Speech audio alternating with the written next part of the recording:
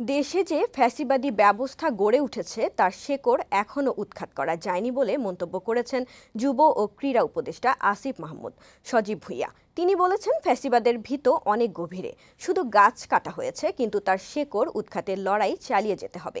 বুধবার বিকেলে মাওলানা আব্দুল হামিদ খান ভাসানীর ৪৮তম মৃত্যুবার্ষিকী উপলক্ষে টাঙ্গাইলে এক আলোচনা সভায় সাংবাদিকদের প্রশ্নের জবাবে এসব কথা বলেন যুব ও ক্রীড়া উপদেষ্টা। অনুষ্ঠানে অন্তর্বর্তী সরকারের উপদেষ্টা মাহফুজ আলম বলেন, জনগণই নতুন উপদেষ্টাদের মূল্যায়ন করবে।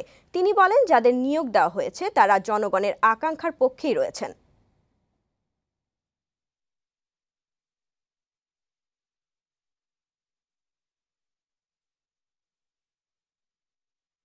যাদের নিয়োগ দেওয়া হয়েছে তারা জনগণের আকাঙ্ক্ষার পক্ষেই থাকবেন। তাদের কার্যক্রম দেখে বাংলাদেশের জনগণ এটা বিচার করবেন। আপনারা এই আস্থা রাখতে পারেন যে এই সরকার জনগণের আকাঙ্ক্ষা বাস্তবায়ন করবে। এখনো মুজিববাদ রয়ে গেছে, এখনো মুজিববাদের পক্ষের লোকেরা রয়ে গেছেন, এবং একে যদি কেউ সমর্থন করে, কেউ যদি সেই পুরনো ফ্যাসিবাদী ব্যবস্থাকে টিকিয়ে রাখতে চায়, তাহলে আমরা আমাদের লড়াই চালিয়ে যাব।